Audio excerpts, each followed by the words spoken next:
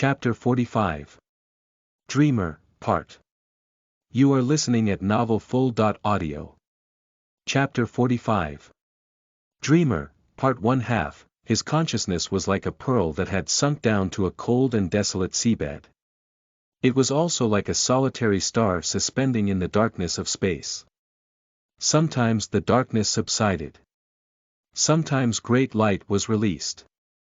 In the end, pure light and darkness settled down into their respective domains.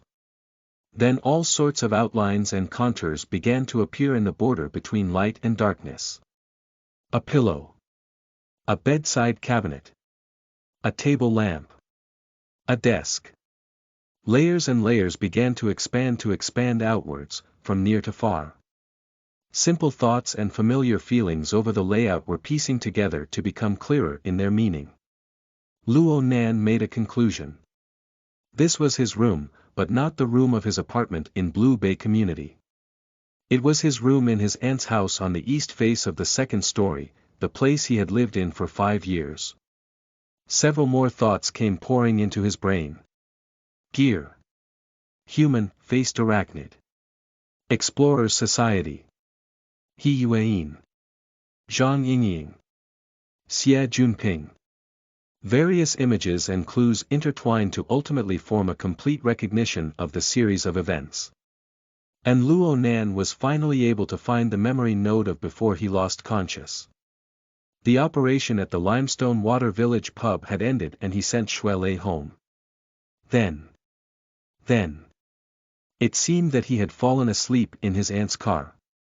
So, what time was it?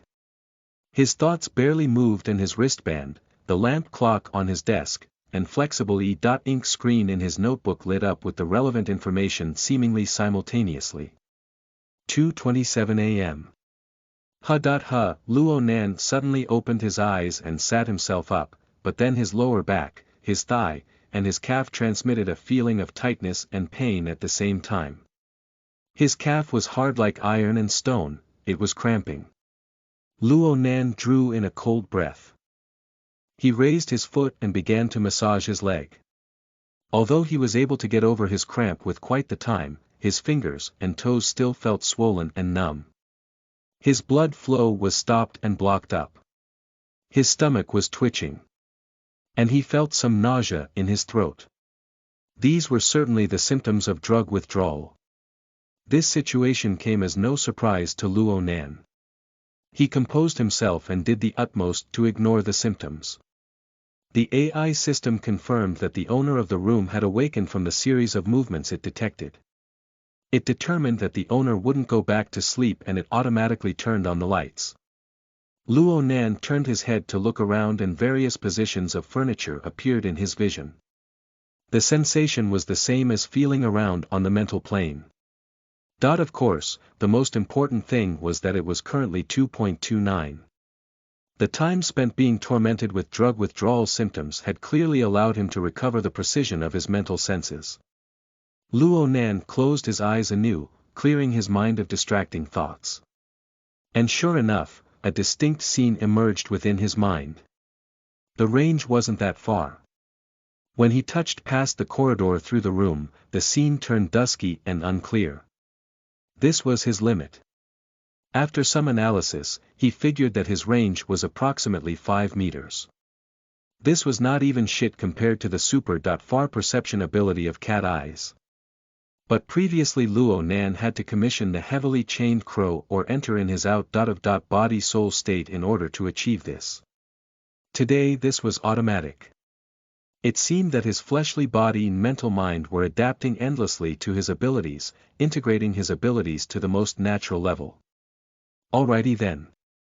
He really wasn't an ordinary person anymore. Luo Nan was just about to test out his new ability, but then an oversized figure tiptoed over down the corridor, entering into the range of his senses at this time. Luo Nan shook his head. He fought against the achy feeling of his body, got off the bed, and opened the door. Gasp. The figure that just passed by Luo Nan's door had her hair practically float up in fright. But soon she saw that the lights were on in Luo Nan's room and she saw who it was. She then passed over the enormous luggage in her hand without a trace of politeness. Help out. Just looking at the size of the luggage made Luo Nan feel that he would be cramping again pretty soon. But he didn't say anything, taking the luggage in silence. He then did his best to move softly and quietly down the stairs under this person's commands. Freed from her greatest burden in only carrying a guitar case, Moya returned back to her free, easygoing, and handsome demeanor. She brushed aside the messy hair on her forehead, not forgetting to boss people around. Be more gentle. Don't make the lights turn on when you make it downstairs. Transporting the luggage to the living room was extremely difficult, but they were able to prevent the AI housekeeper from turning on the lights. The older cousin sister and little cousin brother sat on the sofa panting for breath. Moya 1, Luo Nan's older female cousin, had a nice figure to the point of exploding. This characteristic beauty was usually dressed neutrally and had, very fortunately, inherited the handsome appearance of her father. She was unlike her mother, who had a very average appearance. And her height was nearly 180 centimeters due to a genetic mutation. She was currently the tallest person in the household. She was dressed in denim right now and had her legs crossed, but those jeans were ripped in the knees to form flat and smooth triangles.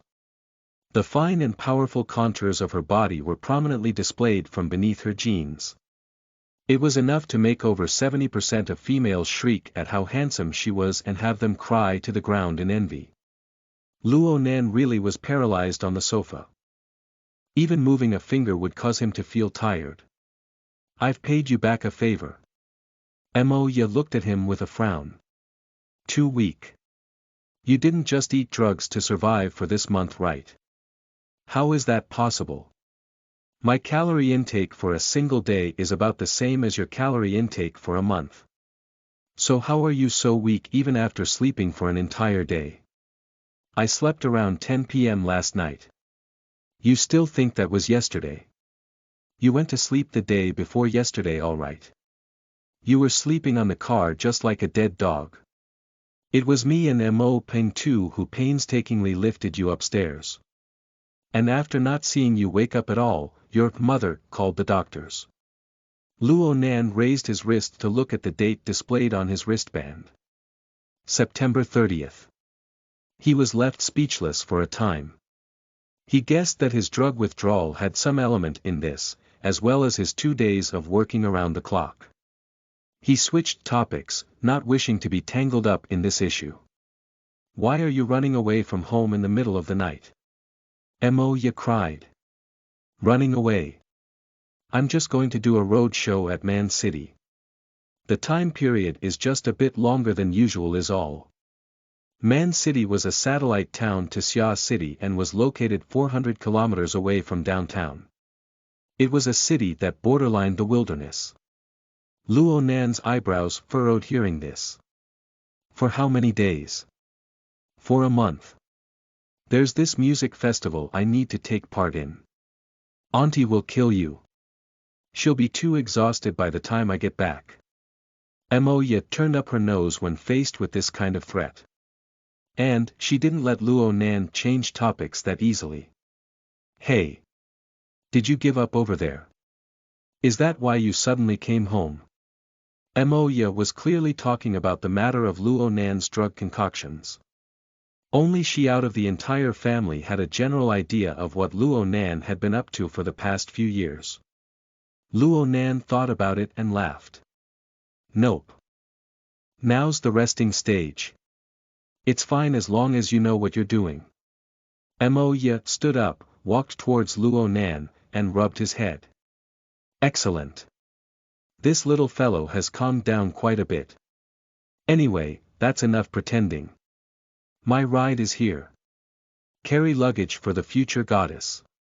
Luo Nan groaned, but in the end, he was unable to resist Moya's emphatic words. He lifted the luggage once again and made his way out sneakingly. As soon as he exited the house, he saw the jet-black old-fashioned van parked right outside the front yard. There were even people waving.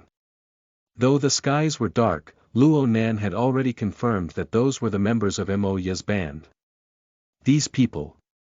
The luggage was stuffed with great difficulty into the car that was already filled with people and instruments, leaving Moya only able to sit on her own suitcase. But Moya cared not the slightest about this. She gave Luo Nan a hug quite refreshingly. Then do your best, little bro. You're doing good. Do your best too. Miss Goddess. The lights of the old-fashioned van lit up and the van slowly left the community. Luo Nan watched Moya go, watched Moya continuing to work hard for her dreams.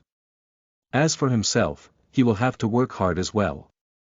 1. Moya, literally elegant Mo. Mo is a surname. I had a brain fart in the beginning of the series and just believed that Moya was her first name. I'll fix the rest of the chapters during the weekend. 2. Mo Peng, literally rock Mo. I believe that this was the first time that this character was mentioned. Chapter 45. Dreamer, Part 2 of 2, you are listening at Novel Full.audio.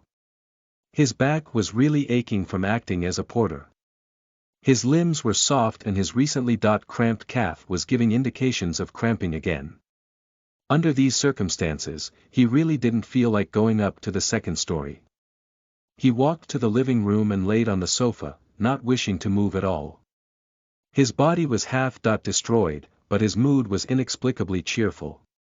He was so cheerful that he started to laugh with ha-ha-s while lying on the sofa. When seeing Moya's appearance, Luo Nan had seen himself as well.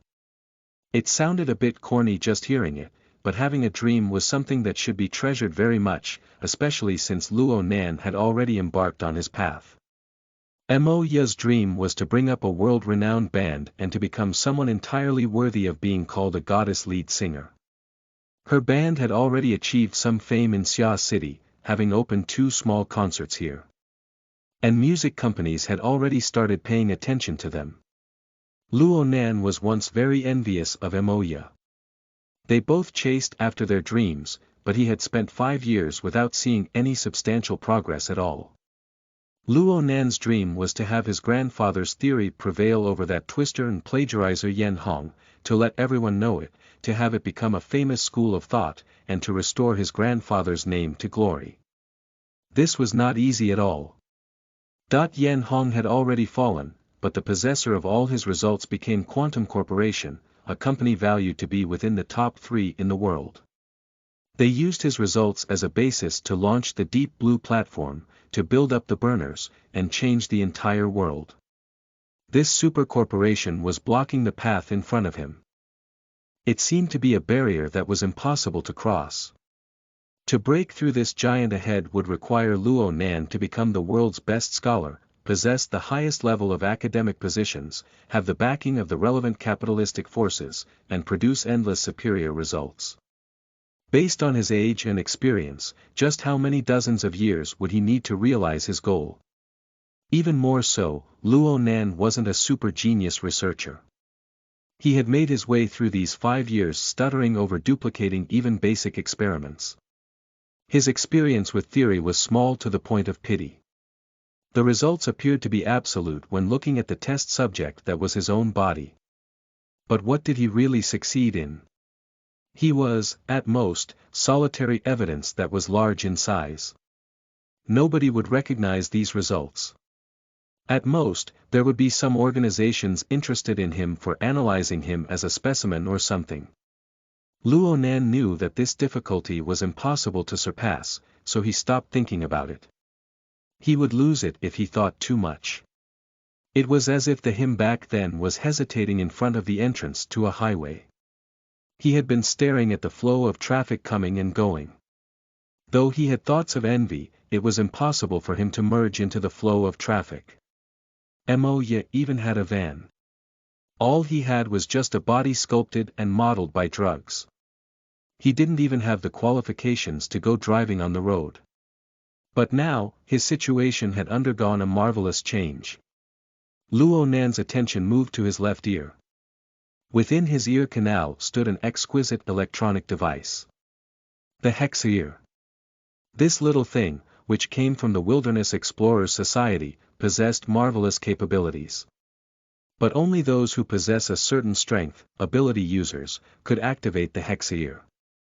And depending on the level of their strength, different levels of functionality could be activated. During the initial contact, Luo Nan had to spur the heavily chained crow in order to realize the computing function. But after sleeping for 30 hours, his fleshly body and mind had inexplicably realized and adapted the relevant ability. This time he just focused his mind slightly and the functionality of the Hexaear was already unleashed.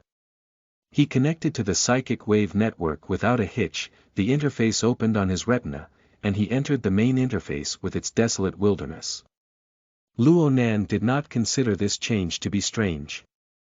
Before, he had obtained the two abilities Appetite King and Hypnosis when he had constructed his Vessel 1. Back then he had to focus his attention at a high level in order to unleash these abilities. But it didn't take long for the activation of these two abilities to become automatic to him. He practically didn't need to exert any meticulous effort. The abilities had completely assimilated into his flesh, blood, and genes. It seemed that these abilities had transformed from active abilities to passive abilities. He carried this aura on his body and it required practically no energy. Of course, concentration and energy may be consumed if he wanted to unleash these abilities on a deeper level. There was meaning in exploring this point, but Luo Nan's attention was not focused on this. Information had appeared, sparked from entering into the home page.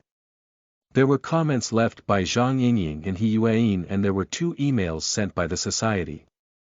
Of these, it appeared that Zhang Yingying's comments were purely her seeking to chat with Luo Nan. She died down after seeing Luo Nan never going online. He Yueyin wanted him to respond immediately after going online. She reminded him to accept the briefing from the society's channels. Inside the briefing was the assessment of the operation performed on the night of the 28th at Limestone Water Village pub.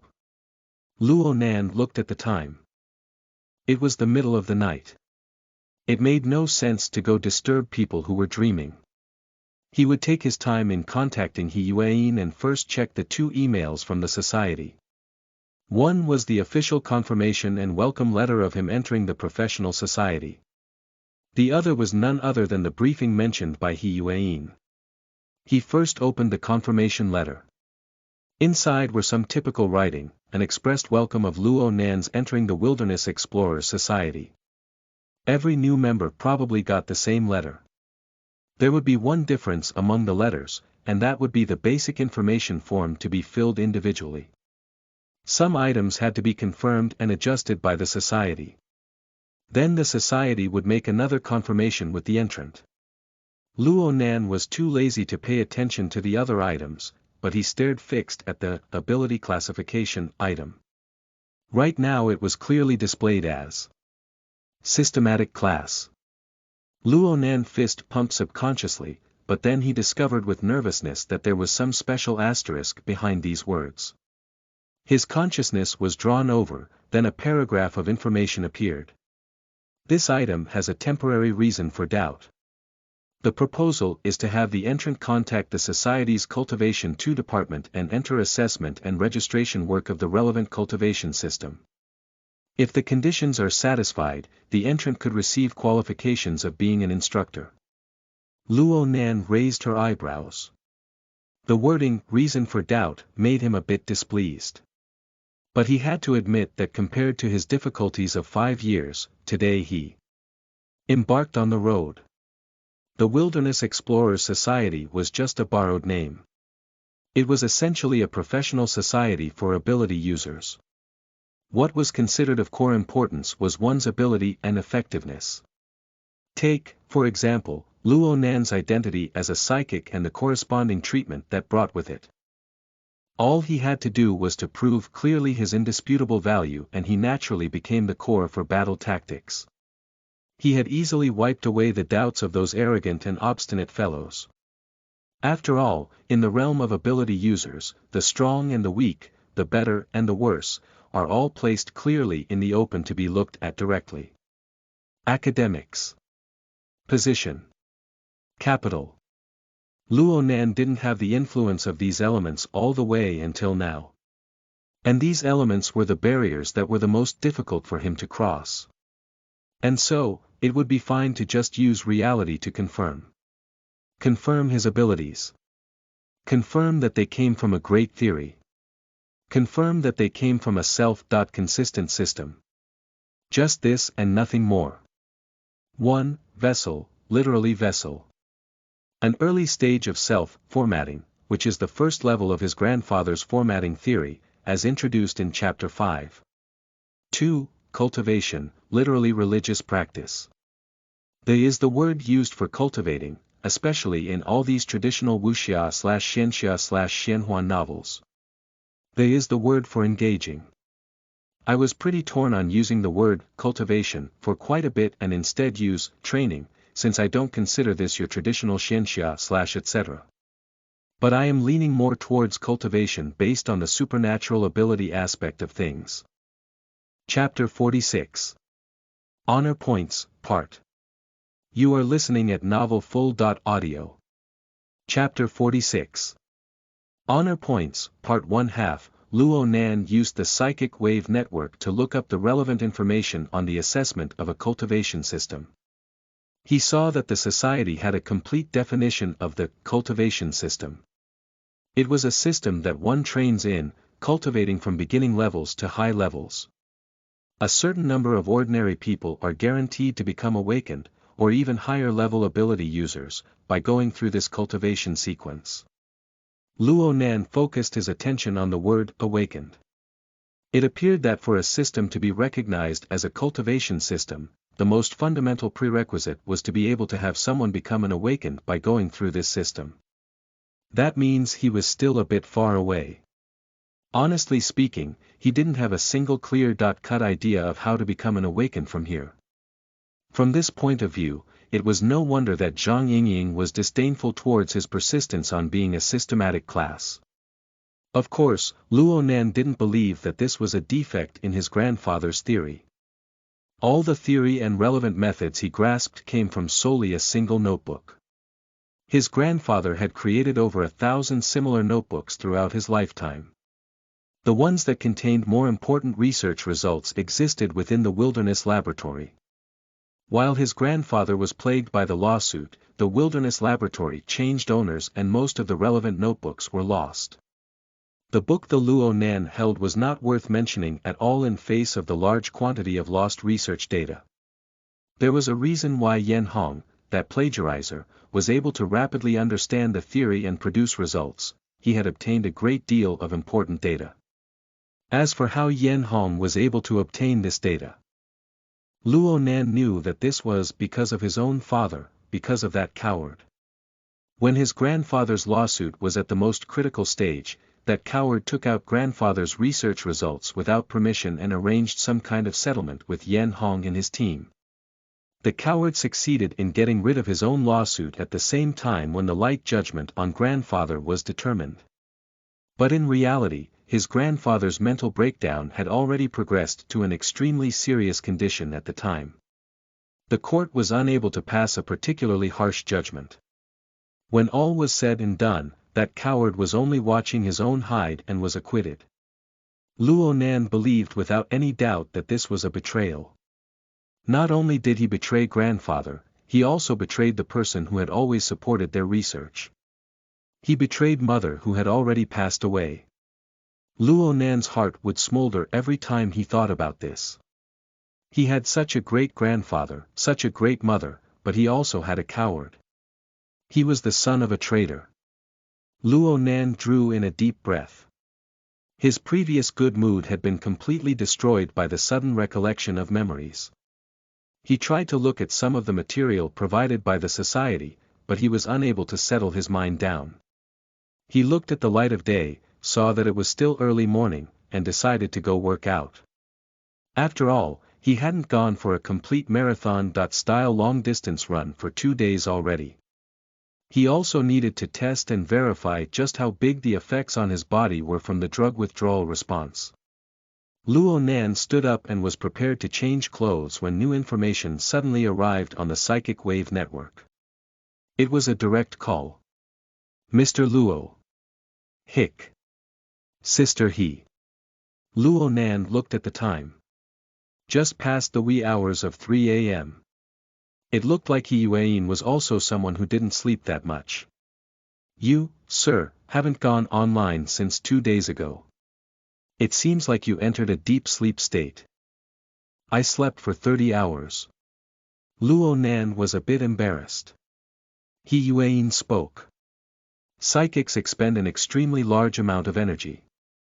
A long period of sleep is the most commonly seen method of recovery. Time isn't a problem. The most important thing is to recover your energy.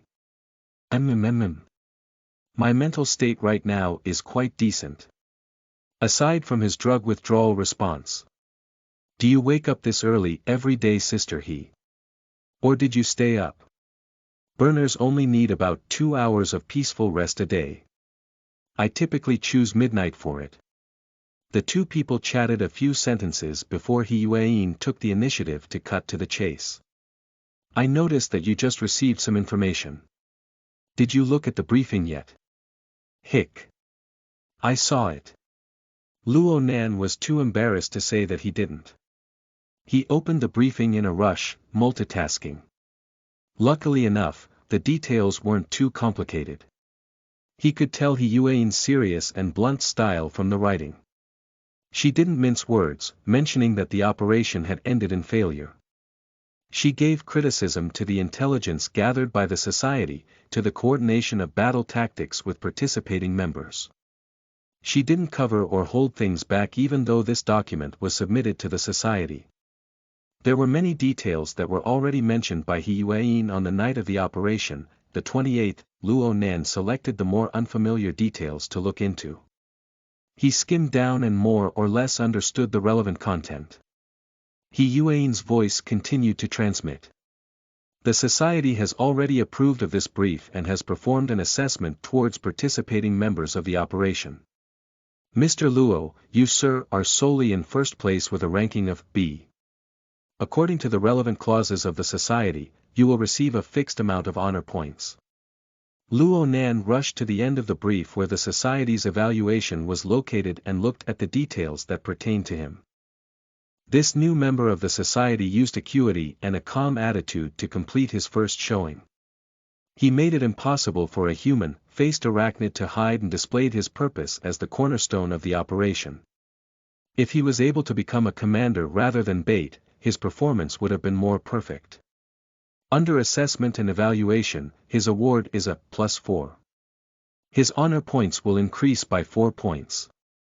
As for the others, He Yuan will receive the second highest, 3 points, having received an evaluation of C+. She counts as passable. The merits offset the faults. The remaining people received ones and even zeros. The unfortunate Black Wolf was one of these zeros.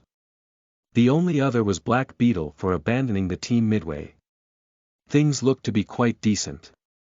He Yuan reminded him at this moment. Honor points are very useful in the society. I hope you will consult with sources of information from every angle and use these points cautiously. Sister He, do you have any suggestions? Luo Nan had extreme trust in He Yuan's abilities right now, so he directly asked her for guidance. He Yuan replied. I also just entered the society. And the way of the burner is ultimately different from you all. I still recommend you to gain a greater understanding of the society before selecting your choice. Having a B assessment, 4 points accumulated, is already quite impressive for a new member. You must bring out its greatest value. Luo Nan naturally understood.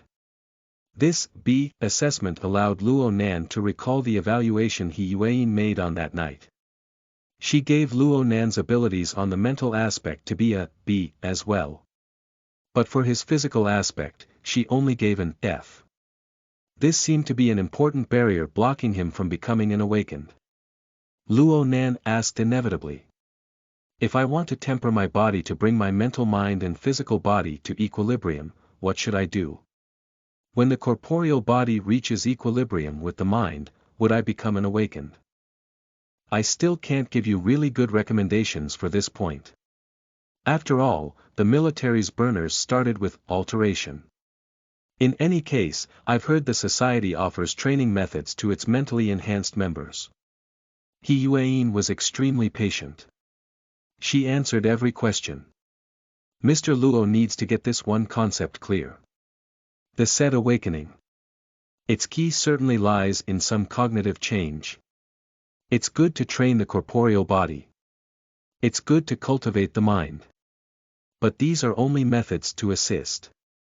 Methods to assist the corporeal body and mental mind to really experience and sense the world. Methods to better interpret one's own strength.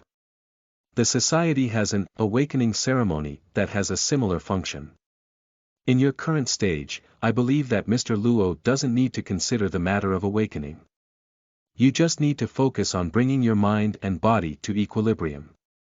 Earnestly experience the course of events until you reach this certain stage. When you accumulate enough experience, everything will naturally follow like a canal that is formed when water flows. Chapter 46. Honor Points, Part 2 of 2, you are listening at novelfull.audio. He Yuan's reply was packed to the brim with her blunt and practical mannerisms. She absolutely wouldn't be receiving the fondness of too many people, but Luo Nan was able to accept her words. To realize equilibrium between his corporeal body and mental mind. It was a simple and practical goal. One that was easy to focus his attention on. But then He Yuan immediately sent him a message. It was a form with the title, Hexayear Emergency Functional Training Program. Hexayear. Luo Nan was stupefied until he recalled that He Yuan had mentioned such a thing last night. Did she finish arranging the program already? This. You didn't have to. It wasn't only that he didn't want to inconvenience her. He had adapted to his new abilities after 30 hours of sleep. This gave Luo Nan quite a high level of confidence. He felt that right now he could maintain 24 hours of continuous connection without any problems, even without using the heavily chained crow. He Yuan didn't let him off that easily. Mr. Luo. Using the Hexayear isn't just general knowledge, it's also a skill. Even those who reach the level of awaken still need to practice it often, especially now since the threat of the human-faced arachnid is still far from being removed. We need to maintain even tighter communications to prevent the arachnid from getting chances to take advantage of us. Luo Nan went, but eventually he recalled the human-faced arachnid and seized the chance to change the topic. Oh right. What's the latest news on the human-faced arachnid? How's the surround and destroy situation? Not too good. Some of He Yuan's attention really did divert to this topic, but Luo Nan could hear the heavy implications from the tone of her voice. The society, the military, and Quantum Corporation have handled 11 cases up to now. 4 cases were settled. 7 cases ended in defeat. There are 3 other cases which have yet to be confirmed to be the doings of the human-faced arachnid. Of these 14 cases, 5 people died, 1 person heavily injured, and 60.7 people received critical mental trauma. This was simply an utter defeat. Luo Nan was practically facepalming hearing this. Before entering the society, he had some reverence towards this secret organization that was hidden in human civilization. But right now it seemed that they were somehow in dire straits. How could a youth who harbored the dream of entering the society endure this sort of thing? He Yuan seemed to feel Luo Nan's mood. She spoke lightly. The government and the ability users of the society were in a much more pathetic situation when the Darksider life forms first appeared long ago. Then through paying heavy prices and launching a series of battle tactics, the situation was barely able to be controlled. There are differences with the current situation. We have been constantly striving to prevent the Darksider lifeforms from converging into one being. But we lost control this time, our 2 years of effort too was ruined in a day. We will certainly need time to achieve control of the situation with Darksiders once again. Luo Nan blurted. How is Quantum Corporation handling things? Nan, are you talking to yourself or something? Auntie's voice suddenly rang out and the lights of the living room turned on to illuminate Luo Nan's figure on the sofa. Mrs. Luo Shuqing was at the base of the stairs wearing pajamas. She stared fixed at him with furrowed brows. Mistake made. Indeed, Luo Nan was still lacking discipline when using the hexair. The usage was clearly on the mental plane, but he had neglected that for a time and spoke out directly. He also didn't know if he had made similar mistakes in the past. He Yuan also discovered Luo Nan's mishap and took the initiative to terminate the call. Confirm the training program later. Just sending it back is fine. This time Luo Nan was too embarrassed to refuse. He could only agree silently. Of course, the most important thing right now was to deal with his aunt's questions. He stood up, but he had forgotten the issues with his body and nearly sprained his back. He took in a deep breath in secret and scrambled his mind to think of an excuse. I woke up and a schoolmate just so happened to call me. We were chatting. Yep. I sure did sleep for a long time. Mrs. Luo Shuqing 3 walked over, her furrowed brows had yet to loosen. Did you properly rest back over there in Blue Bay? Yep. Quite well. Luo Nan's eyes didn't even blink once when he spoke this lie. His inarticulate nature was also a good guise. But Mrs. Luo Shuqing knew him far too well. When you lived here, you would always stay up past midnight. How would you able to discipline yourself to sleep earlier if you're on your own? Luo Nan knew that he couldn't get tangled up in this any further. He lowered his head, looking for his shoe. Auntie. It's really early. You should go sleep some more. I can't fall asleep, so I might as well go work out my body. Who in the world runs at 3 a.m. in the morning? Luo Shuqing pierced him with this cold sentence, then she sat next to him on the sofa and patted him. At my age, once I wake up I won't be able to sleep even if I try to. Come. Talk to me. Come on. I still want to ask you. Do you have a fixed social circle in the school yet? That friend of yours on that day, his name should be Shuele. He looked to be a sincere person. Luo Nan knew that he lost his chance to escape. He could only sigh secretly and become well-behaved as he bears this new round of torment. A full 2 hours passed. He had chatted with Auntie from 3 a.m. to 5 a.m. before he was granted permission to do his early run. He was granted relief from this torment and he changed clothes and shoes at his fastest speed. He didn't even look back as he exited the house. It wasn't that he was not filial. It's just that the hazard of Moya's midnight excursion could be exposed at any time with the passing of time. It must be noted that Moya would normally practice her singing voice at this time. It was best for him to get far away from this dangerous place. Luo Nan calculated the time and determined that by 8 a.m., the battle between mother and daughter should have finished its first round. He would head home once that happens. 3 hours outside really wasn't a lot of time to work out. The state of his body under the drug withdrawal response was really dire. His body couldn't support too much energy consumption. Luo Nan found a public park to properly get familiar with the prison format, the heavily chained crow, the wraith sign, and other elements. He wanted to see what sort of changes there were to his body after his adaptation period. He didn't reap much gain from these 3 hours, but as expected, he was greeted with his aunt's fury when he got home. Luo Nan. You were part of the deed. Luo Nan was unable to conceal the matter of him being an accomplice. The AI system had faithfully provided all of the recorded scenes for his aunt to choose and evaluate. Luo Nan knew that he shouldn't try to defend himself in this situation. He should just lower his head and take the lecture. Anyway, soon there would be food to eat. The food is done. Calm down. First, eat till you're full.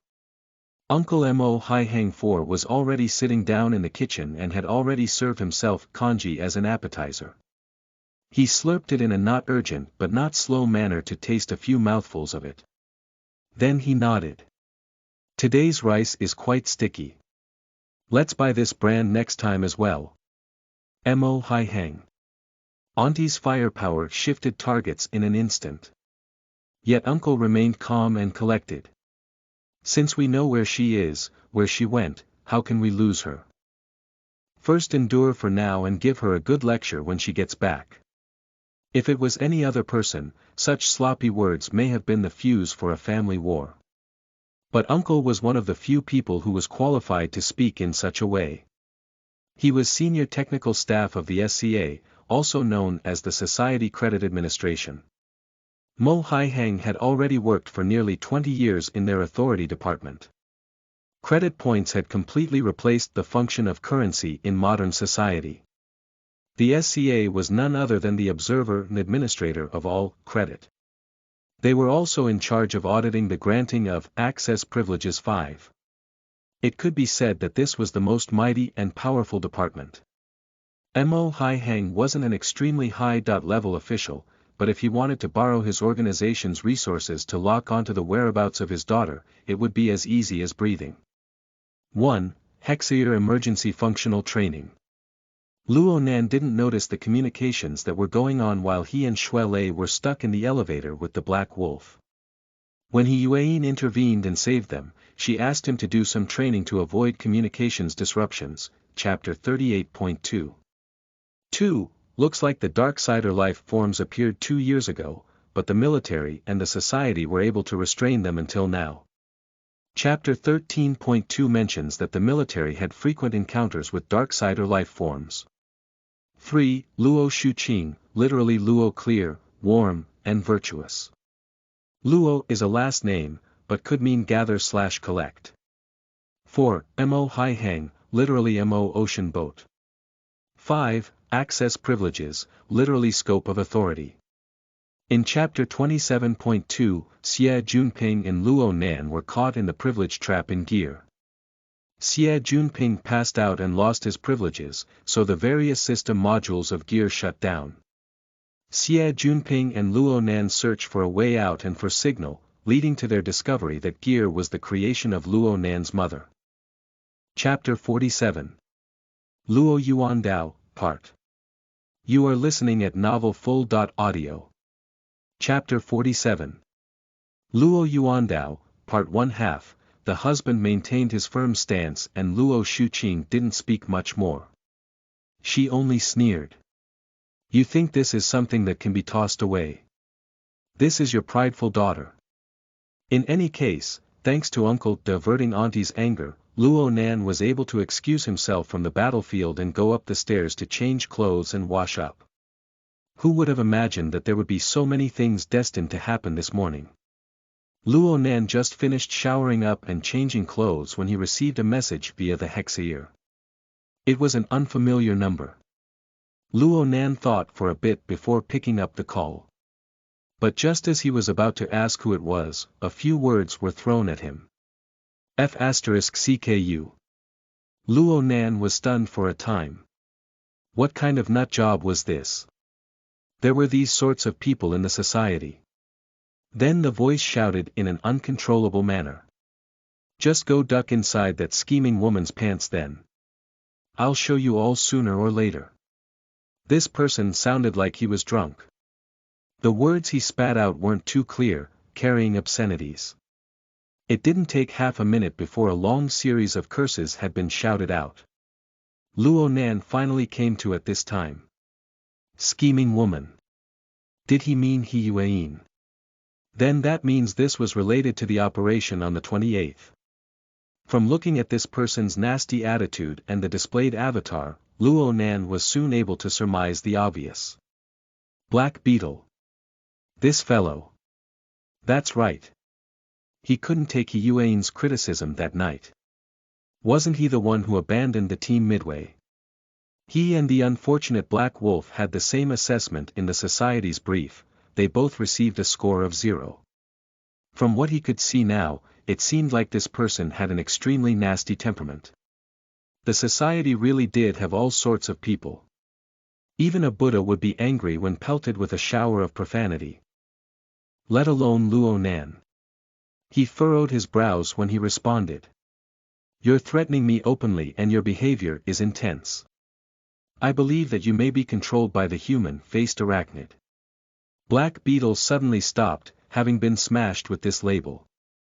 Then he gritted his teeth and said. Kid. Don't believe psychics are amazing. We can slowly play together in the future. Luo Nan responded with cold and prickling words. I'm down anytime. Both sides hung up the call. Luo Nan realized that he had spoken out loud in agitation. He lightly patted his cheeks and peeked out from the head of the stairs. It was quiet on the first floor. The husband and wife were still looking straight at each other. It seemed that Auntie still had some residual anger. He relaxed his breath and walked down the stairs. Seeing Luo Nan come down, both uncle and auntie turned to look at him at the same time. Uncle indicated him to sit down. Come. Eat breakfast. Warm congee is very tasty. Mo Hai Hang had worked many years working for the authority agency. His stature wasn't tall, but he had a grave complexion. He was habitually silent and looked to be hard to get close to. But actually, he was your standard homemaker dad within the house. As long as he was home, all 3 meals from morning to night were all his responsibility. It wasn't that he was henpecked or something. In reality, Aunt's cooking skills were the same as the day she first started cooking, they were quite underwhelming. As for their children, Mo Ye perfectly inherited Auntie's powerful gifts, and that included her extremely tragic level of cooking skills. Even if she dared cook, no one dared eat. There was also Mo Peng, Luo Nan's older male cousin who was the same age as him. How would it be possible for Mo Peng to crawl out of bed on the weekends before 10 a.m.? The family was too lazy to call him down for breakfast. The depressive atmosphere lasted a long time, probably due to the seriousness of Mo Ye running away from home. Uncle had encountered several similar circumstances in and out of work, so he watched the news calmly while drinking his congee. Luo Nan found it hard to talk, so he just shut his mouth and ate. The amount of food he ate just simply disappeared. The congee appetizer was certainly not enough to satisfy him. But his uncle had taken this into account when making breakfast. He included beef for nutrition, specifically so that Luo Nan could become full. Even though it had been a month, this was still an extremely typical breakfast for the Mo family. Still, Luo Nan felt that something was off today. This was because of his mental senses that were activated at all times, spreading out. He was able to see his uncle and aunt even though his head was lowered. He saw them swap glances seemingly more frequently than usual. Were they like this before? Or was it that his mental senses were too active today? Seeing that Luo Nan had just about eaten his fill, Auntie suddenly opened her mouth. You. Luo Nan. Auntie. You're not busy today, right? Not really. Then let's all go to Anhai 1 and see your grandfather. Luo Nan was obviously stunned, but soon he resounded with an answer. Okay.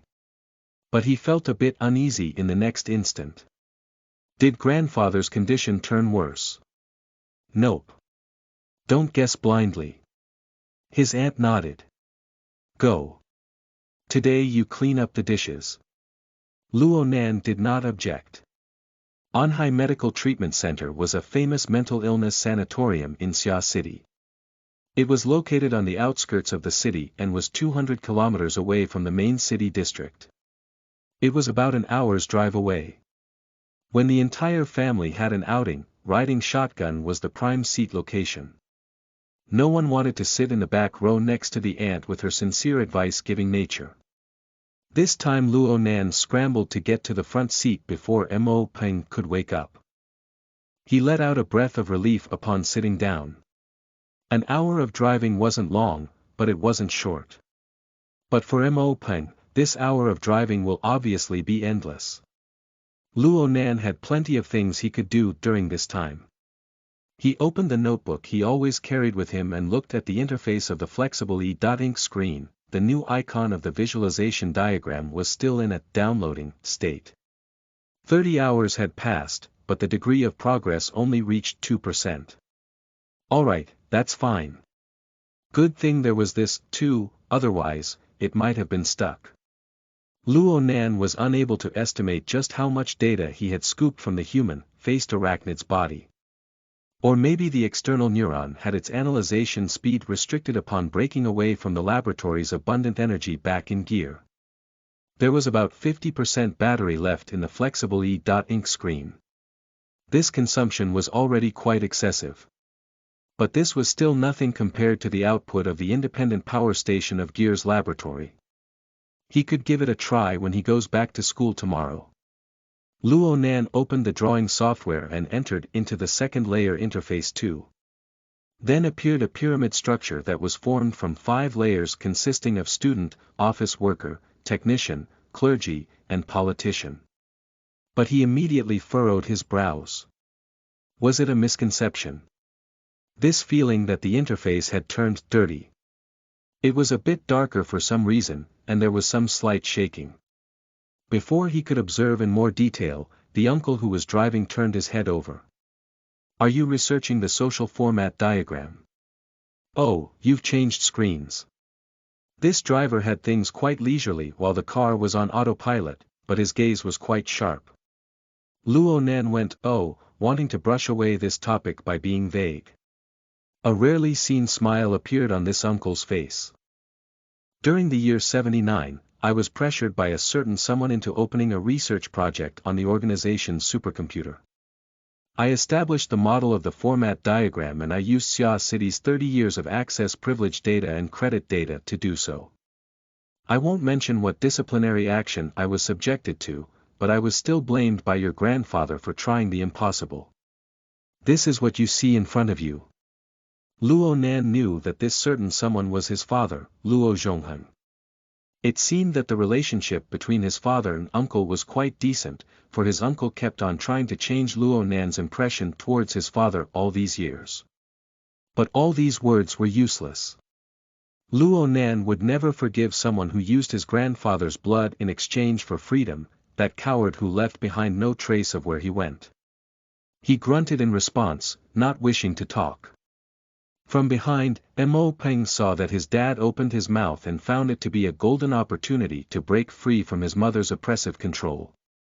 He slid his chair forward and forced himself in the conversation. My bro. In my opinion, your 5-level model of society is far too sketch. Why the heck are clergy ranked higher than technicians?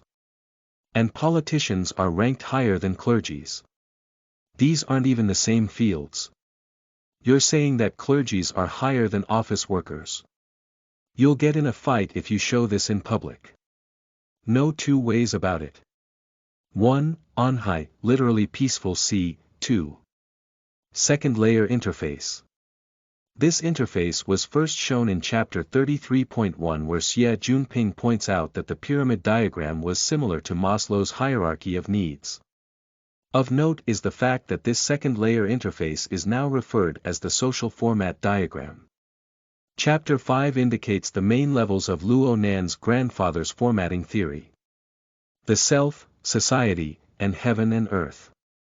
The second layer interface matches with the second level of formatting theory, society. Chapter 47.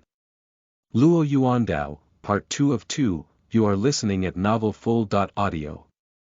Mo Peng's short and stout body moved forward, looking like a plump and silly groundhog. This sort of appearance was so unbecoming that Luo Shuqing glared at him coldly from behind. The ignorant and incompetent shouldn't speak without thinking. How am I ignorant and incompetent?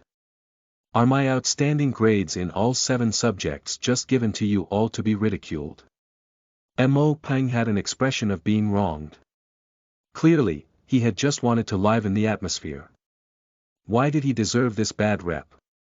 Only his own father understood him, understood that Mo Peng could no longer bear being on the receiving end of his menopaused old mother. He just wanted to join in on the fun. Mo Peng's father explained with a few words to bring Mo Peng into the conversation. Students and office workers are only code names. They each have their specific implications. Were you ever interested in this? To avoid dear mother, anything would become interesting.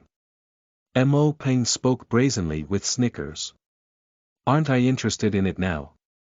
Back in the day, my bro kept seeking to teach me about this thing. And today, the seeds that he planted have sprouted. He seized Luo Nan's notebook into his own hands upon speaking and looked at the flexible e.ink screen. He spoke amazed. What kind of effect is this? Looks like it has been soaked in water. Mo Peng's description was extremely appropriate. Right now it was as if the second layer interface of the drawing software was submerged in the muddy waters of a river. The 5-level pyramid structure within, which looked similar to Maslow's hierarchy of needs, was nearly entirely immersed beneath the water. It looked like there was a dusky layer of film. It was so much so that the cards, Luo Nan sketches, had increased in blurriness. Luo Nan also found this bizarre. But he could faintly feel that what he was seeing was related to his body's abilities. He didn't want to talk deeply about this, so he took his notebook back and closed it. It's nothing. Just an effect from the screensaver. This sort of lie was really easy to detect, but Mo Peng understood Luo Nan's awkward nature really well. He knew that Luo Nan didn't want to talk about it, so he didn't ask. He continued to use the social format diagram as a lifeline. Brother. My teacher. Expound and bequeath your knowledge and clear my doubts. Yes. I mean you. Tell me what the meanings of those codenames are. The seeds in my heart have already blossomed to grass. Luo Nan glanced at his uncle, who was adjusting the car's AI functions at this moment. It seemed that he wouldn't be participating in this conversation between youngsters. His aunt sitting in the back looked over calmly. Her gaze made it seem like she was lost in thought. The atmosphere in the car was a bit delicate. Luo Nan thought for a bit, then he spoke lightly. The original intentions of this model during establishment was to have it explain the effects, impacts, and structure of relationships of an individual in a social format. Social format. Mo Peng went blank. Luckily this grandson of Luo Yuandao still had some basic idea towards formatting theory, even though he held no interest in it. You mean social structure, right? How to word this? The methods that exist to influence the individual, to naturally transform the composition of the human collective. Luo Nan gave a thumbs up to Mo Peng upon hearing this response. That wasn't the exact meaning, but Luo Nan would save quite a few words in explaining. Every country, tribe, region that comprise of a human collective will certainly have its own particular social format. New social individuals are produced endlessly in the corresponding estate through the format. At the same time, heaven and earth are naturally transformed, new resources are gathered, providing to the existence of society. Society is required to operate in such a way to exist. Every social individual will be branded with the format of their society, but each individual will push back against the social format to some degree. Student refers to the learner. Learners can only receive the teachings of the social format in a unidirectional manner. They aren't complete social individuals yet, so they pretty much can't produce any utility in the society. Office worker refers to the worker, the basic social individual. They possess the ability to survive independently. They maintain the basic operation of the social format. Technician refers to the promoter. Their superiority over the worker lies in executing optimizations in the social format. They are able to upgrade the efficiency of the format's operation. Clergy refers to the cognizant. They have a relatively complete recognition towards the social format and they've begun to consciously exploit the power of the social format. Politician refers to the changer. They are higher-level cognizants. They exploit the social format and consciously engage in altering the format with intentions of maximizing the benefits. Mo Peng didn't have outstanding grades over 7 subjects for nothing, he was a student of great ability. He immediately spoke when getting to this point. It sounds like this is some variation of social theory. There is a problem though.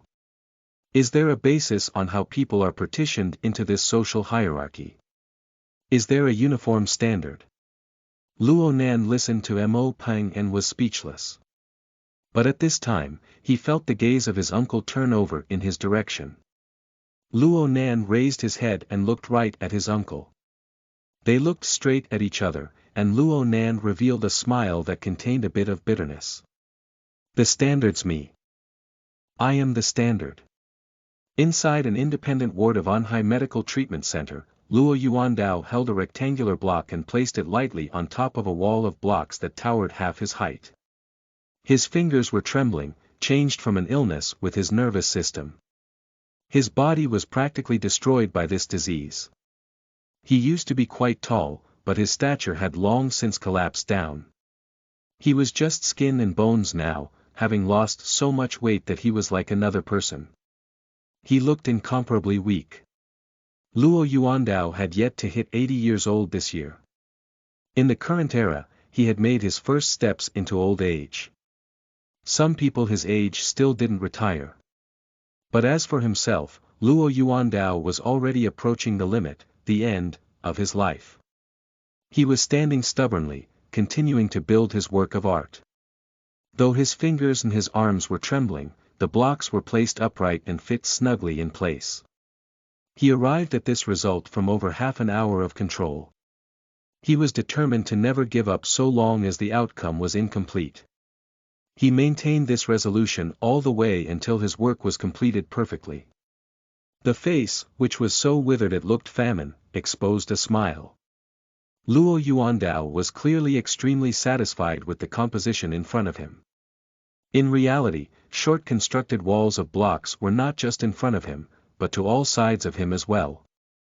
Luo Nan and Mo Peng could only talk to Luo Yuandao with these walls in between them. Next to Luo Yuandao was a middle-aged woman who was extremely patient. This was his advanced special care nurse, Xing Hongwan. She saw the final block be put in place and asked him softly.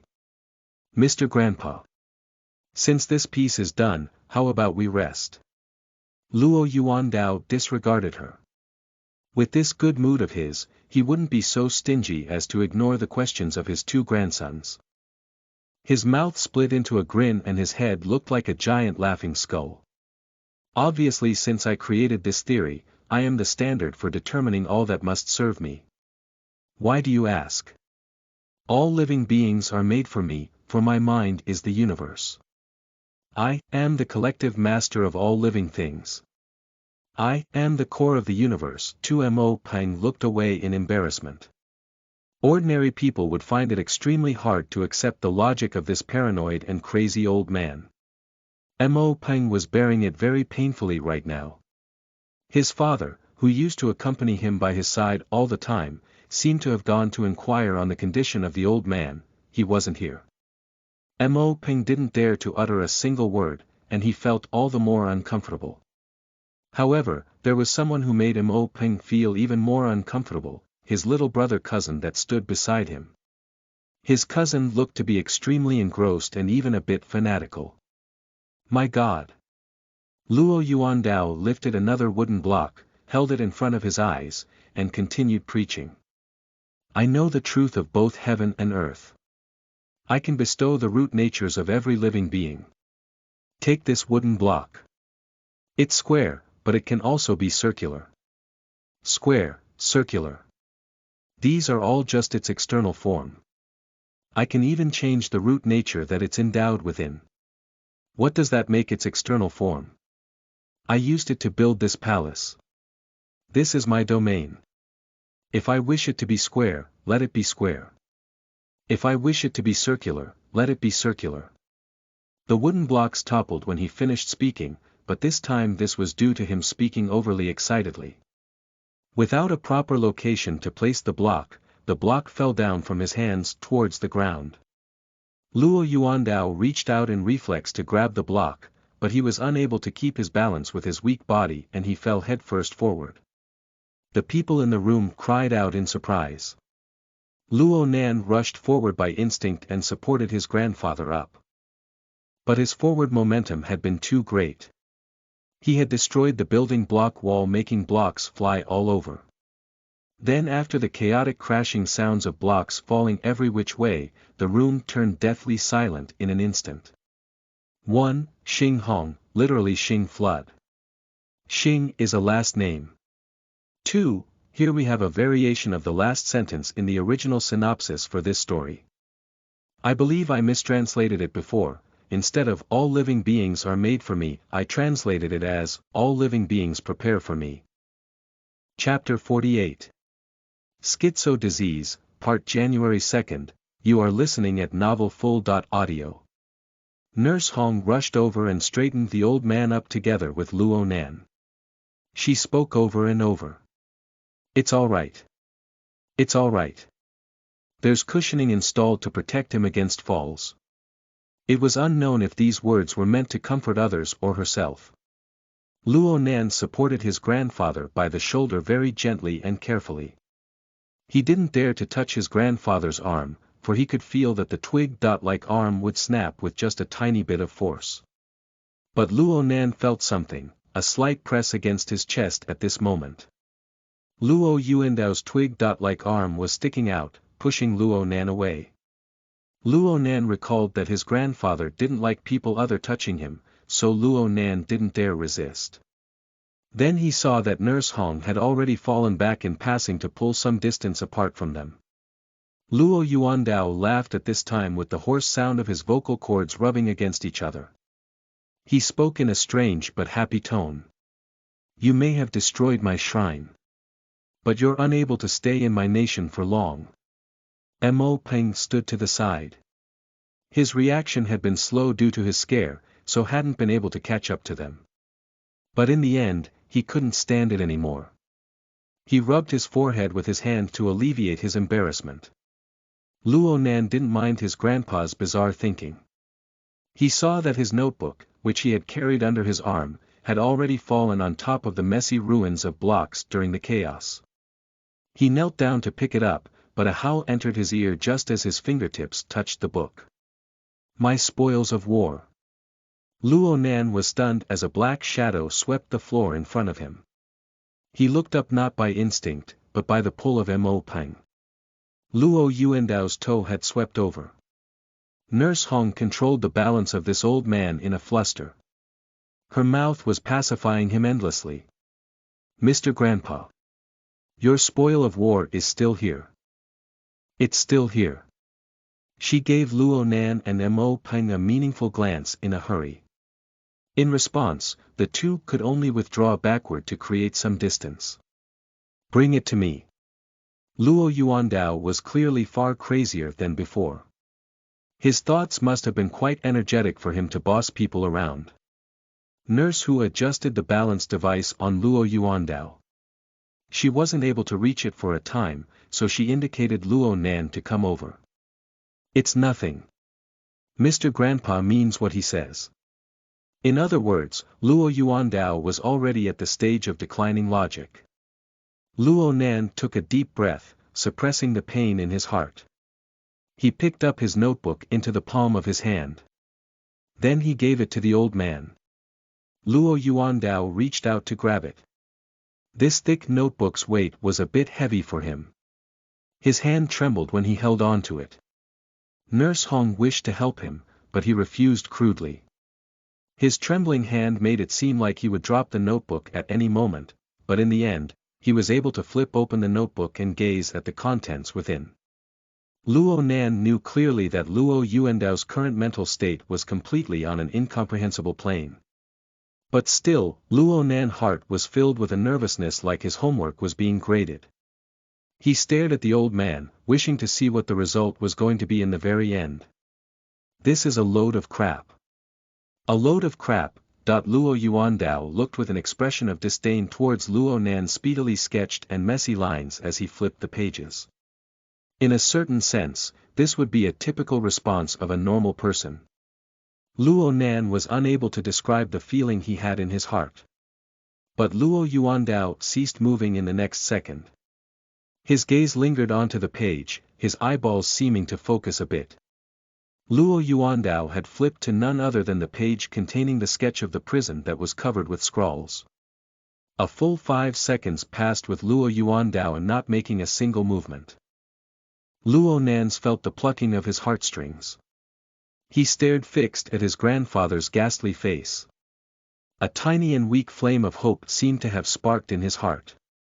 He leaned forward a bit in hopes of seeing his grandfather's reaction just a bit clearer. Luo Yuandao felt Luo Nan's movement and glanced at him. Suddenly he spoke a few words. "You've also achieved the aura." "Grandfather." Luo Nan's heart was beating hard. He couldn't help thinking. He can tell. He can understand. He wasn't able to hold back from advancing forward, but that withered arm pressed against his chest once more. Then Luo Nan saw a pair of crazy and cold eyes. "You've come to kill me. Grandfather."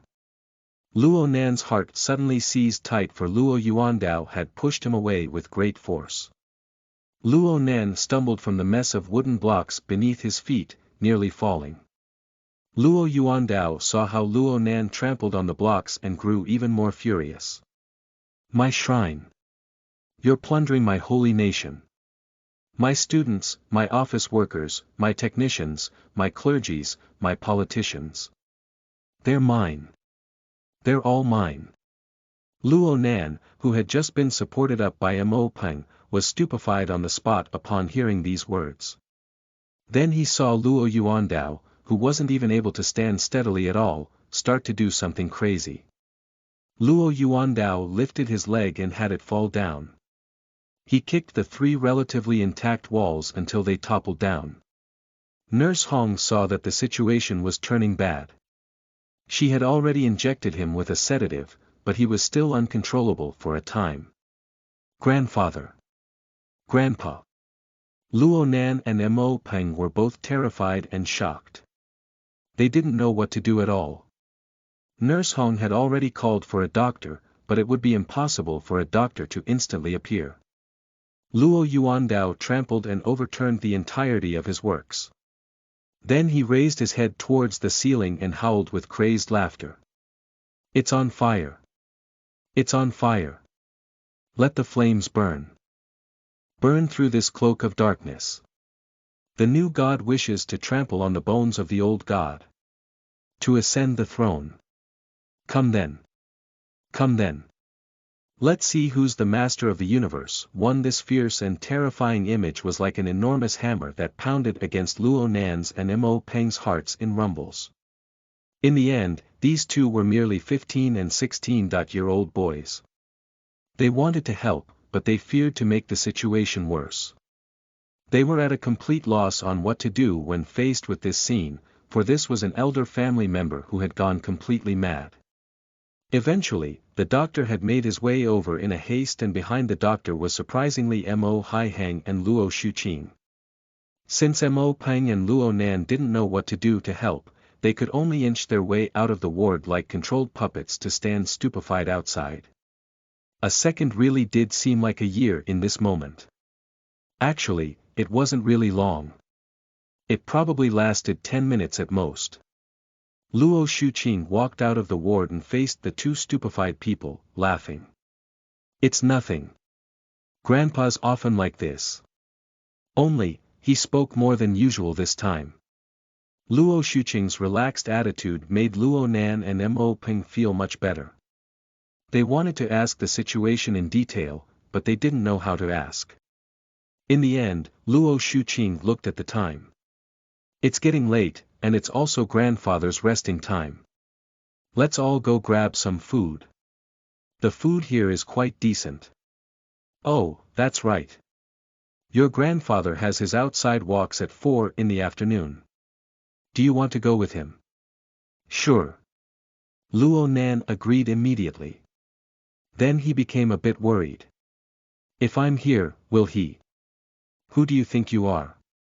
Luo Shuqing laughed again, then sighed to look at Mo Peng.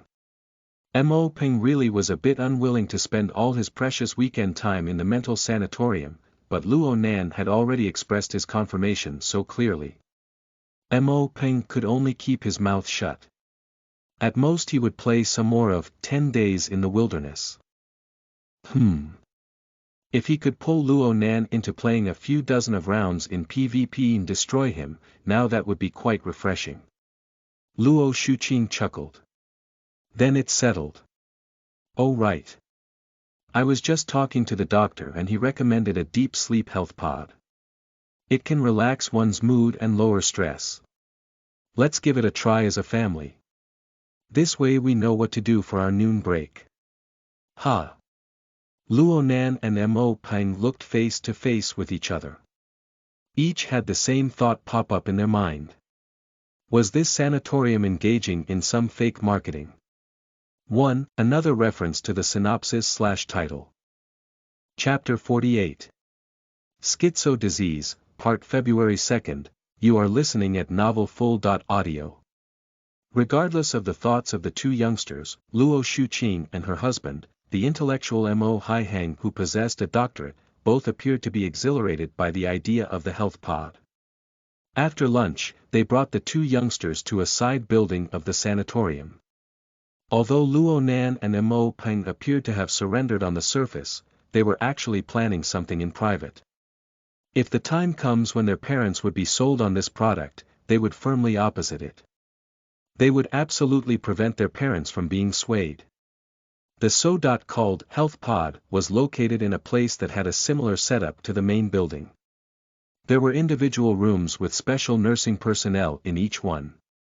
It was like a napping place, but rather like a high-standard spa.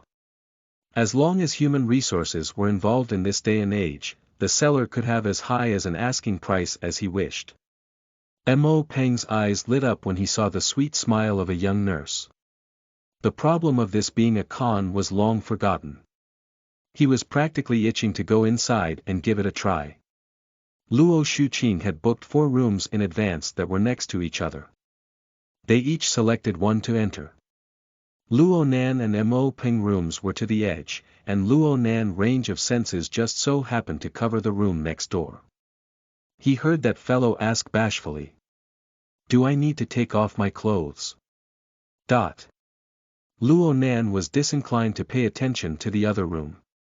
Right now in his room, a pretty nurse was performing part of the service. She was explaining the various benefits and basic operations of the health pod. Luo Nan just took her words to be a commercial. They went in one ear and out the other. Surprisingly, he was quite interested in the health pod itself instead. Perhaps it was an impression left by a particular experience that Luo Nan felt something special about sustainment pods and the like. This didn't mean he felt fondness or hate towards it, but rather he had a feeling of vagueness that stemmed deep in his memories. The health pod was displayed in front of him and, like being implanted with a suggestion from a hypnotist, it was as if he had dived into the turbid murky waters of the deepest depths of his memories. This sort of feeling was very complicated, very chaotic. But Luo Nan didn't dislike it at all. Point 1 It's true. Luo Nan followed the nurse's instructions and entered the pod. The cover closed and gentle music began to play with a faint flowery scent that seemed to blend into the background. Everything operated as normal as time progressed. The cover was made of a special material that turned from translucent to opaque, slowly blocking off light from the outside world. Luo Nan closed his eyes, thinking that it was quite pleasant to take a noon nap in this manner. But then 7-8 seconds later, he suddenly opened his eyes. Something's wrong. There's something wrong with this smell. Luo Nan pressed the open button inside the pod by reflex, and at the same time came a muffled sound. Someone was knocking against the health pod's panel. The cover turned back from being opaque to being translucent. Luo Nan's reactions had been quick. When the lid flipped open, the person outside went, from nearly getting his arm pinched. Luo Nan sat up abruptly. The heavily chained crow was humming with earnest on the mental plane, the place where his greatest strength lay. Anyway, he met face to face with the person outside the pod right at this moment. The pretty nurse was long gone. The person standing outside the pod was a young doctor wearing a white gown. He wore glasses and looked rather scholarly. He would give people a better impression if he spoke fewer words. Are kids these days all this impatient? The young doctor stretched by habit and then sighed. He took out a proper and strict attitude. Student Luo Nan. I am your attending doctor. Zhang Yuliang too. Luo Nan's gaze began as a cold stare, but gradually he felt that the appearance of this young doctor faking being serious matched with a certain someone in his memories. He couldn't quite grasp who it was for a while. It was only until the doctor finished introducing himself and when Luo Nan saw the name tag on the doctor's chest did Luo Nan probe out with a conclusion. Your brother Octopus. Cough. I'm Zhang Yuliang. The Yuliang that means shining splendor. The more the young doctor talked, the more certain Luo Nan became. Luo Nan hushed himself and relaxed, but he couldn't help wanting to laugh. On the night of the 28th, it was none other than this ability user who wore a cartoon octopus T-shirt. Although he looked funny, this ability user had displayed the exquisite ability to concoct hallucinogens. He took a room filled with dozens of people and turned all of them into idiots with confused minds. And now the white gown he wore, along with the gold glasses he wore for fashion purposes, made it seem like he had grown older by 10 years in an instant. At first glance, he was a highly educated professional doctor. But the funny charm hidden beneath this doctor broke through this phony appearance when those eyebrows were raised, reflecting out the side that Luo Nan was most familiar with. Hi bro Octopus, how's it going? Luo Nan was still thinking about how Octopus had reached the level of perfection with his drug concoction methods. Luo Nan, being rather well versed in the subject, felt great admiration towards Octopus. And this outstanding hallucinogen master was working as a doctor in a mental illness sanatorium. Seems to match up quite well. This weekend shift was so chill, but then someone just had to destroy it. Things aren't going well at all. Octopus ignored Luo Nan's good intentions. He swiped through the flexible screen in his hand until he found the relevant material. He spoke rhythmically. Schizophrenia. A serious mental illness that occurs in 1% of the world population and has a genetic factor to it. Those who have family members with schizophrenia have their own odds of getting the disease increased by several fold. The examinee's grandfather is a patient with a serious case of schizophrenia. 4 years ago, the examinee had a lung failure due to a disorder in the functionality of his nervous system and had entered the hospital for treatment. The hospital had notified the family of the possibility of death. The current diagnosis of the examinee is as follows. It seems that the disease has developed a step further. The possibility of development of the inherited disease is not ruled out. Improper electric stimulation, drug stimulation, and sudden emotional stimulation all have the possibility of triggering the disease condition. TSK, Mr. Psychic, I really didn't expect you to be this kind of person. Luo Nan finally realized at this time. Bro Octopus. My auntie and them. Mrs. Luo Shuqing has stated that a certain person was speaking to himself quite a bit this morning. He had spoken words full of accusations and warnings such as, how is XX Corporation handling things, and, I'm down anytime. Moreover, there was no clear relationship between these words and his usual behavior at home, therefore, Mrs. Luo Shuqing suspected that this were early symptoms of schizophrenia. She was also worried that about the resistive nature of a certain someone, so she went through with this plan in order to have an examination done. How pathetic that our sanatorium's high-end health pod was used as an anesthetic device. Luo Nan didn't know what he should say for a time. But soon he came to. My auntie and they absolutely wouldn't have been able to think of this convoluted plan. Octopus spread his hand. Isn't it the responsibility of a quality doctor to resolve difficulties between a patient and his family? And this health pod can also do brain scan imaging. It's quite convenient. 5. He looked at the time. Your legal guardians will be here soon. Will you talk to them to make things clear? Or will you be good, lie down, and play pretend? Luo Nan laughed bitterly, but he immediately laid down and closed his eyes. Smart choice. Oh right. I won't violate the taboos of the society. For your body scans and the like, I'll use fake ones to handle things. I've troubled bro octopus then. The lid of the pod closed once more, isolating Luo Nan from the light of the external world. But even though things were like this, Luo Nan was actually able to sense the surroundings outside of the pod. He could see his uncle and aunt open the door and enter the room. They were filled with a seriousness from head to toe. They had cautious and concerned moods.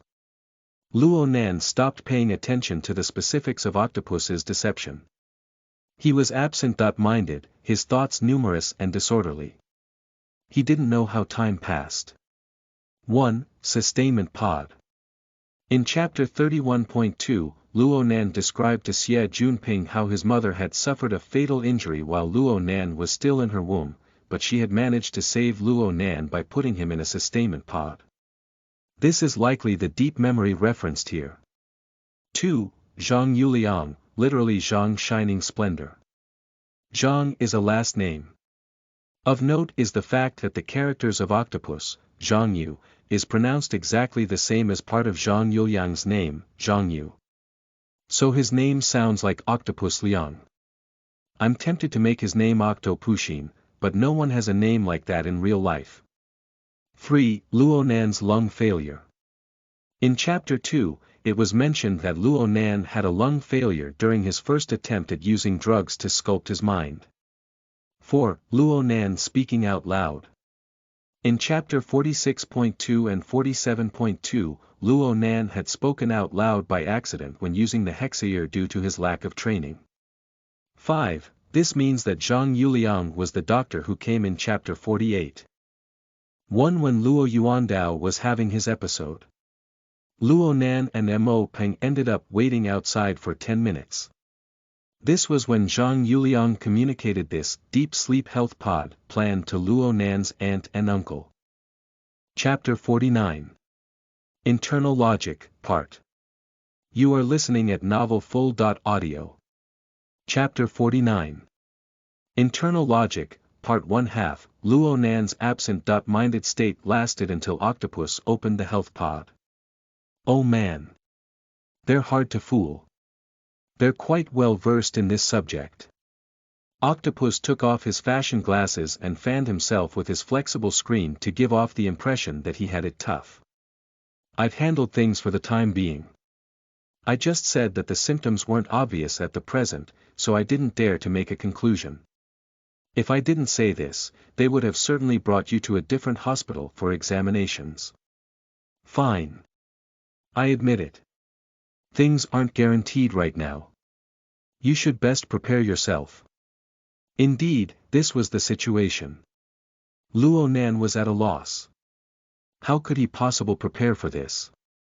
For the days to come, would he be regarded as a schizophrenic by his aunt and uncle? Octopus saw Luo Nan's gloomy expression and laughed. Don't be so distraught. They're right in a certain sense.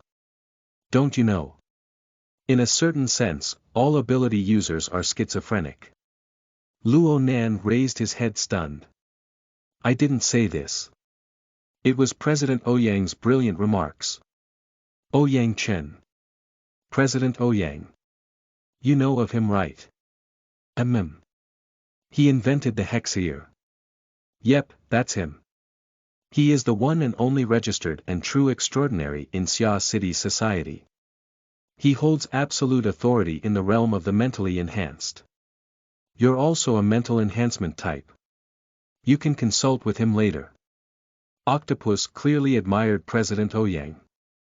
He re-emphasized introducing the president before saying. President Ouyang has mentioned often that as an ability user one must possess the logic of the normal world as well as the logic of the inner world. Moreover, each awakened should have their own set of logic. Normal, world logic helps with your basic living, like eating, drinking, shitting, pissing, and sleeping, and even helps you crack jokes. It gives you laws to follow and moral rules for your behavior. It teaches you how to socially interact and simple principles of work. It lets you become an ordinary person of humanity.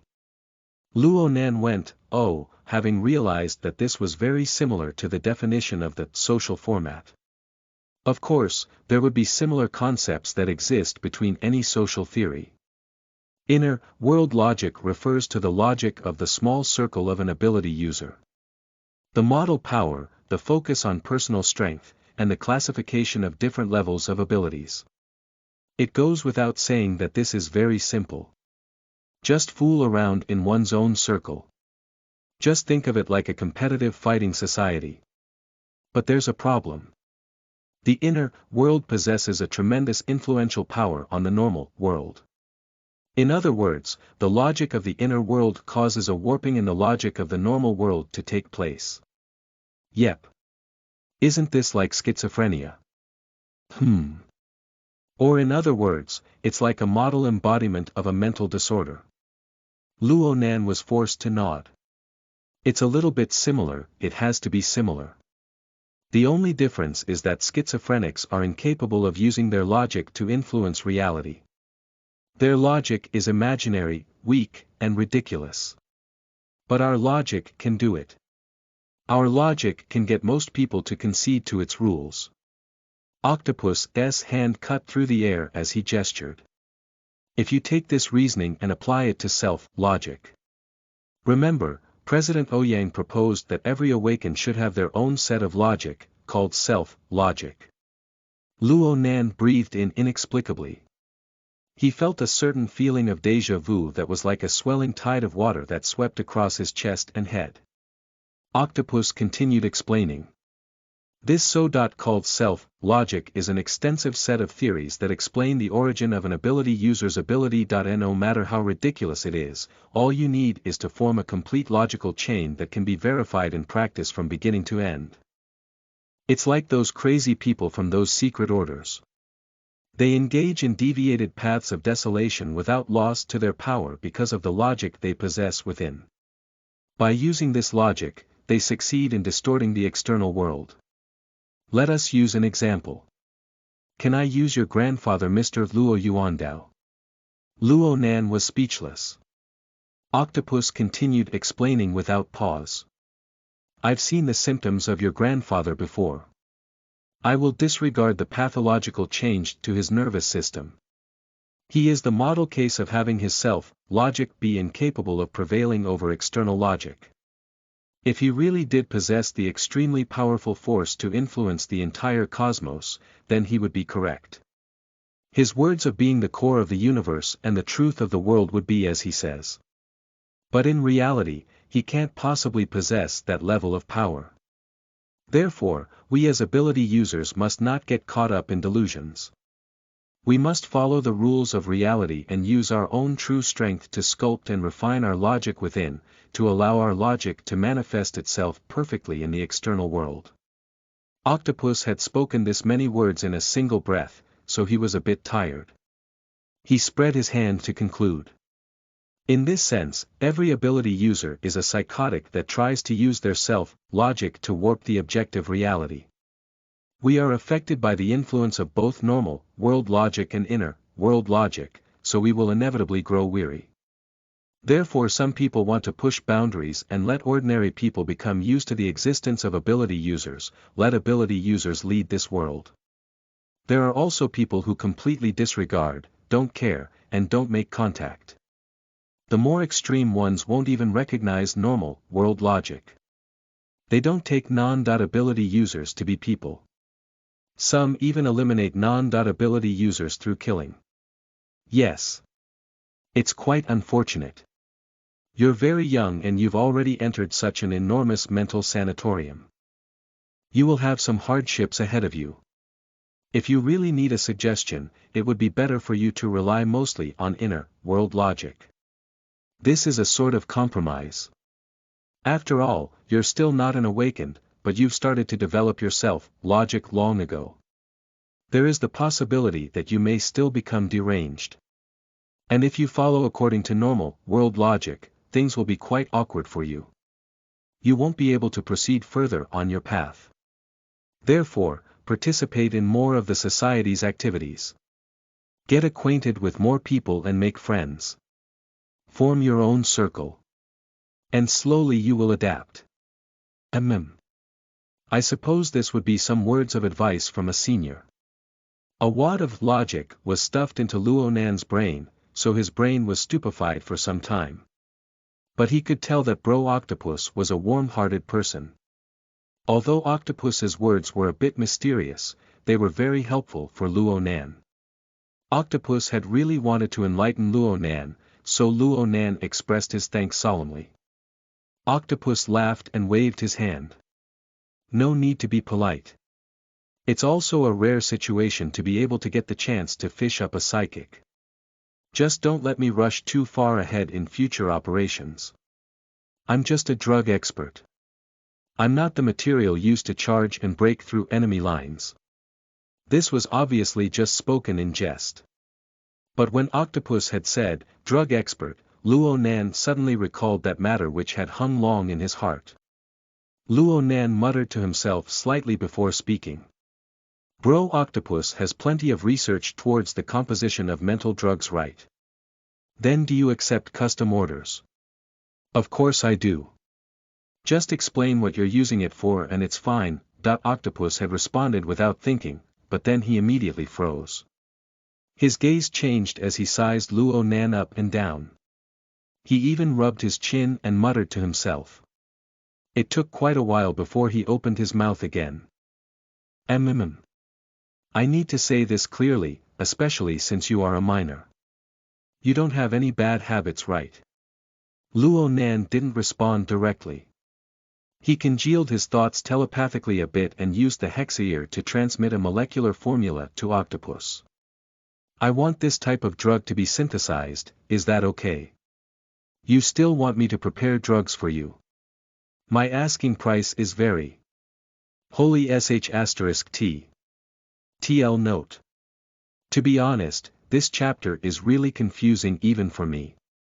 Well, I did my best translating this, but basically, I think the key concept is that ability users try to warp the logic of reality with their own logic and that failure to be able to do so is to go mentally deranged.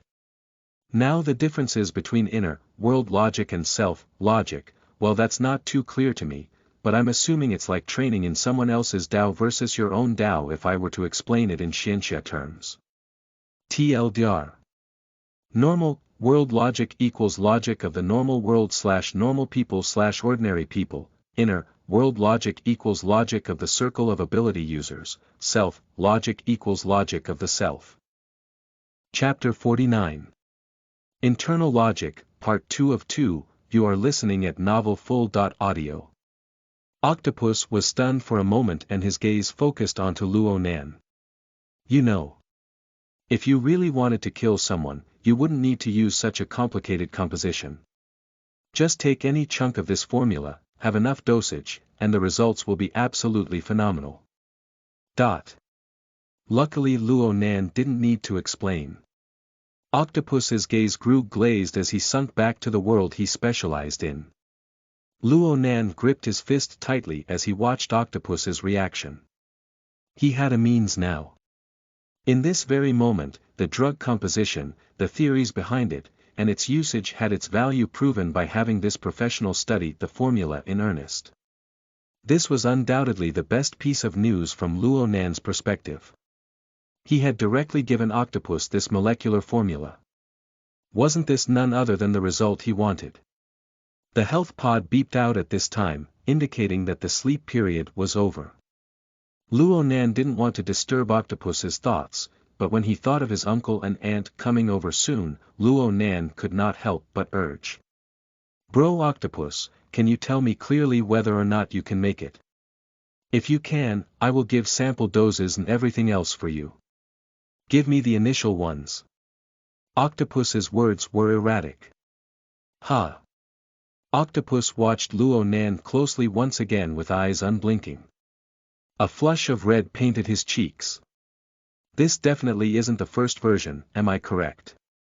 Any ordinary person would have died long ago if they were to have their neurons targeted so many times simultaneously. But the purpose of this drug is not for recreation, am I right? Amazing. Luo Nan could not help admiring Octopus. Octopus actually was able to tell this much data from just the molecular formula. But thinking about it from a different point of view, perhaps these thoughts did not stem from his judgments and his level of expertise. After all, Octopus was an awakened in addition to being a drug expert. Luo Nan watched Octopus's reaction and really didn't know whether he should be anxious and angry or be conceited and proud. But he knew that if Octopus continued to stay behind in the room and was caught by his uncle and aunt, all their matters would be exposed. Actually, the two adults who had left had already appeared within his range of senses. It was too late to leave the room now. Go disappear immediately right now, then I will give you the first version. Okay. Octopus's eyes shined and he didn't object. He pulled open the room's window and jumped down. A height of 3 stories was nothing more than a single step in a flight of stairs for him. Luo Nan took a long breath and tidied up his clothes. He confirmed that there was nothing wrong and went out the door. The door opened, giving Mrs. Luo Shuqing, who was just about to knock on the door, a scare. She sized up Luo Nan's face carefully a few times before laughing. How was it? Was it effective? It's all right. But there's no need to buy it. Luo Nan started his play with his aunt. Honestly speaking, his acting skills were quite appalling. Fortunately, his aunt had a load on her mind and the conversation between the two went a bit absent-mindedly. Octopus started to harass Luo Nan intensely through the hexaear at this time, pressuring Luo Nan to send him more information. The more anxious Octopus became, the more cool-headed Luo Nan became. Right now he needed to determine a new conclusion towards his grandfather's results. Then he would need to make a decision. A tumultuous weekend afternoon was about to begin. The afternoon passed quite quickly actually. Luo Nan and Mo Peng played a few rounds of 10 days in the wilderness after their midday nap. They played until it was time for Luo Yuandao's daily walks outside. 2 young boys accompanied an old man carefully and cautiously, listening to this old man speak those crazy words. Luo Nan's aunt and uncle kept a bit of distance, quietly discussing among themselves. Everything looked to be quite peaceful, everything was going as routine. The problem laid with Luo Nan's ear, it was incessantly noisy. Even though his aunt and uncle were far enough away, there were bound to be some words that fell into the range of Luo Nan's senses. Not surprisingly, the topic revolved around his mental condition. There was something else that came in a different direction, Octopus's endless pestering. Ever since Luo Nan gave the corresponding molecular formula to him, it was as if raw salt had been poured onto this octopus. He was going crazy. Amazement, puzzlement, doubt. Everything was being completely smashed to pieces when faced with the living case that was Luo Nan. It was just as Octopus said. No matter how ridiculous the logic, one must acknowledge its existence when one's able to verify it in the world of reality. Right now Octopus was sitting in a laboratory testing out the drug composition while moaning and groaning to Luo Nan. When I look at the first step, I feel like this is foolish. When I look at the last step, I feel like this is crazy. When the first step and the last step are combined together, I can specifically say that we're all complete trash. Give me another one. Another one of those initial drug compositions you spoke of. All I need is just one more. I need to test some ideas. Wait. Don't give it to me yet. My logic is exploding. My God, how is it possible to come up with all these steps? The neuron is transformed, its growth is increased, its degeneration is inhibited, and even the drug withdrawal response. Everything is taken care of. Even if there's a brain hologram placed in front of me, I absolutely wouldn't be able to tell the entire course of events. These results simply can't come from humanity. Whether it be its creation or its consumption. Luo Nan was nearly unable to stifle his excitement and pride when he had first heard these words. But slowly his passionate emotions gradually dissolved away one by one amidst the movements of his grandfather's weak and weird body.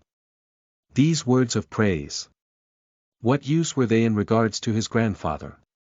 Even if this honor and prestige were given to his grandfather, would this old man, who lived sealed within his self-logic, be able to feel delighted? Even in the most realistic case, this old man's condition would continue to worsen in the sanitarium. He had been open all day for visiting, so Luo Nan knew that this piece of news wouldn't do any good from before. It would be no different than giving up treatment. Luo Nan studied the old man's withered face. Every single word and action of this old man flowed and permeated into the bottom of his heart. A thought grew clearer and clearer, stemming from within. The color of the day gradually grew dark. The patient visit had reached its end and the family prepared to return to the city. Luo Nan used the hexaear to ask Octopus a few matters about the drug and Octopus took complete charge. The society has specialized fast delivery channels. It's absolutely safe, convenient, and fast. I can start supplying a fixed quantity starting tomorrow. Then I give Bro Octopus my thanks. Oh, it's nothing. This little thing, compared to the value of these two molecular formulas, is just a drop in the ocean. Octopus was eager to get started. Oh right. I want to write a paper based on these formulas and submit it to the internal journal of the society. Can you represent your grandfather and give me permission to do this? Luo Nan was palpitating with excitement when these words were spoken. He understood quite well that he didn't have the ability to proceed further in researching and interpreting his grandfather's theory. And so, if there was someone able to replace him in conducting this and give his grandfather the proper reputation, then this would be the best choice he could make.